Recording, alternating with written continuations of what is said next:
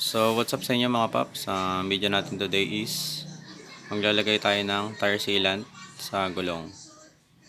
So panoorin nyo lang tong video na to.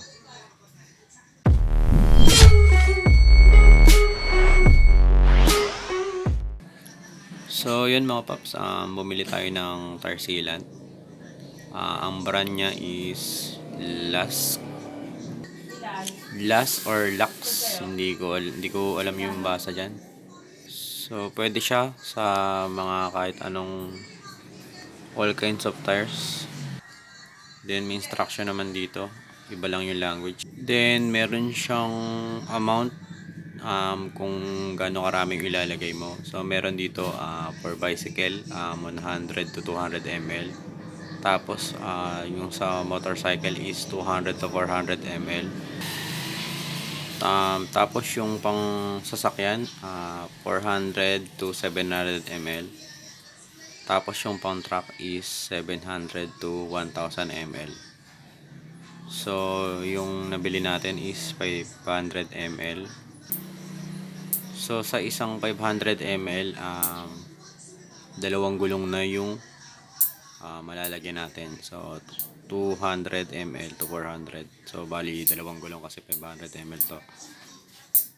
Bali merong instruction dito.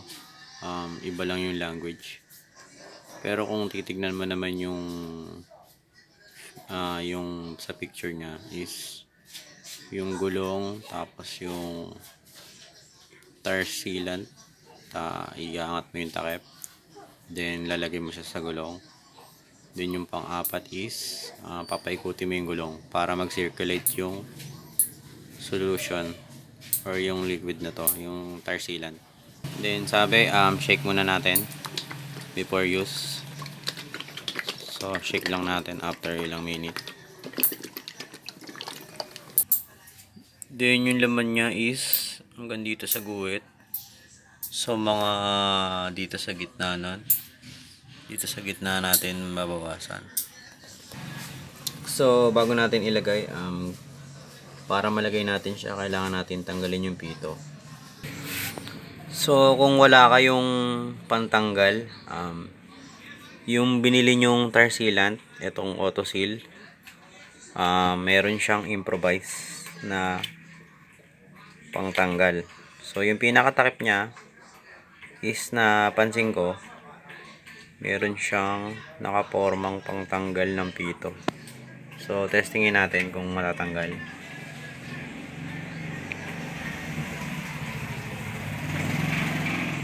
So yun mga paps, natanggal natin siya. Hugutin nyo lang yung may straw dyan. Then ipapasok lang natin yung tube nya. So ganyan.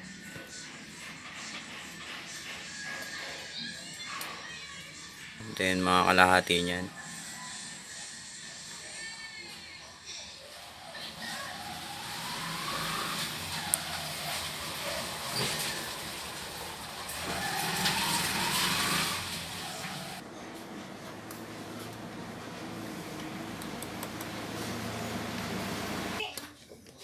So yun mga paps, kalahati na siya. Hanggang dito yung laman niya eh.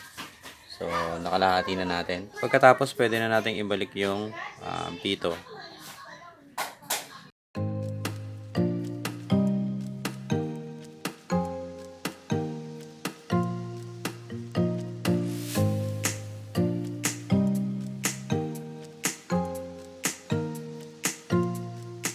Then ikot-ikutin lang natin siya, no.